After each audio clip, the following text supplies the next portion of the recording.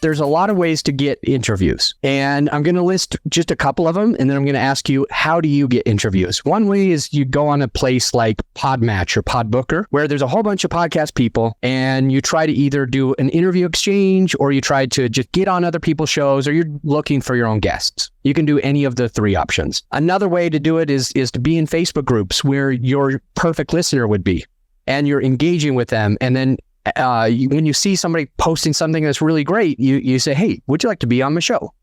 Another way is to pay a company that does podcast booking, like an agency that just does the booking, where you might pay $300 to $500 to each time that you get booked on someone else's show. And so some people, they might pay like $30,000 or $20,000 or $10,000, and they might get on 10 episodes or 20 episodes or 50 episodes that year. Of those, or option D, how are you getting booked on two other people's shows each week? That's minimum.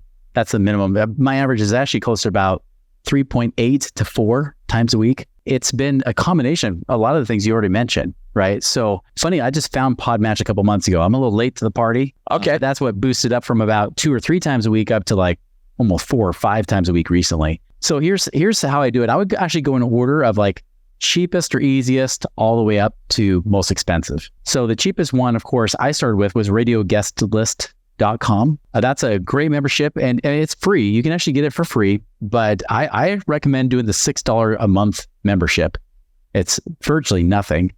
But on top of that, you get the first interview pitches, right? And of course, I always recommend like make sure the show is a good fit for you and you're a good fit for them before you just pitch them, because nothing annoys me more as being a podcast host, someone pitching me anything, right?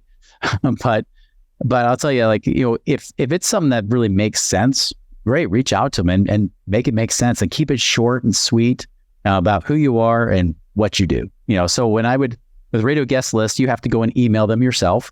So I would do that. I would follow the instructions, because there's nothing more annoying if you don't follow instructions. So make sure you read the little instructions, say, here's what you need to do to become a guest.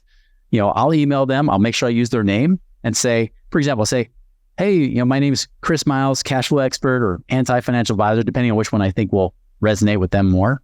It's like, you know, I show people how to increase their, you know, passive income today versus waiting 5 million years to get, you know, broke in retirement or whatever, you know, something like that.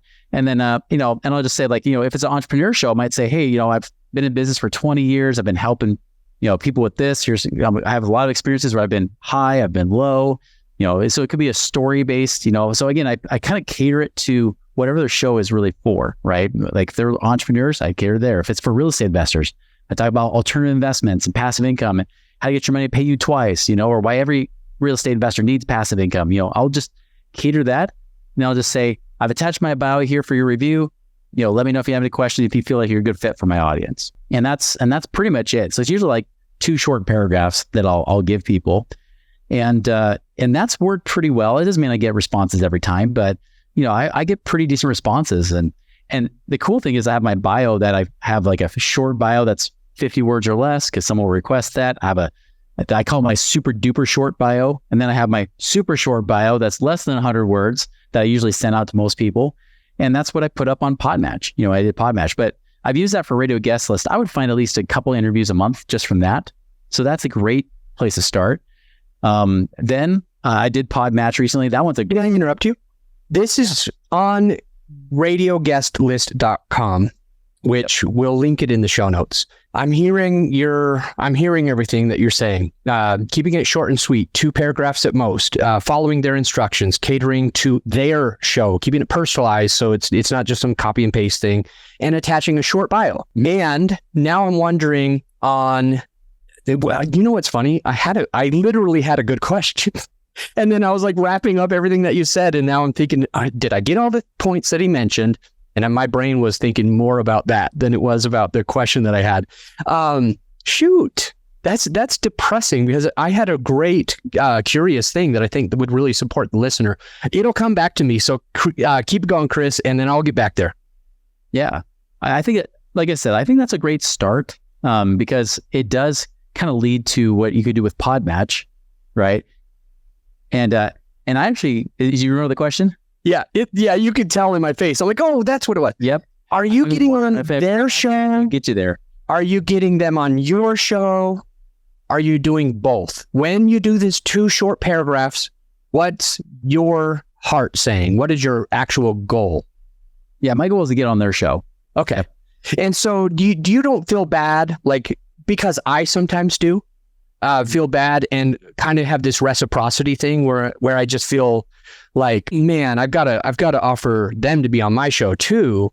I don't want to just be one-sided. Do you ever feel that way? And if not, which is great, or if so, how do you overcome it? Like, how do you change the mindset to, like, I really am here to get my message out? Well, because I know I'm going to try to deliver max value every time, right? I mean, we're talking about podcasting, right? It's like thinking about thinking. It's like meta thinking, you know?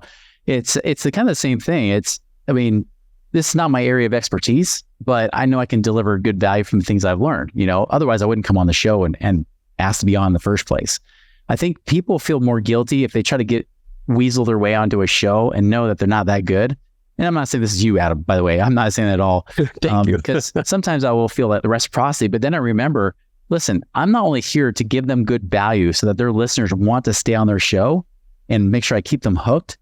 But secondly, I'm also know that I'm going to be sharing their assets afterwards too. I'm going to be promoting their show. So I'm giving them twice.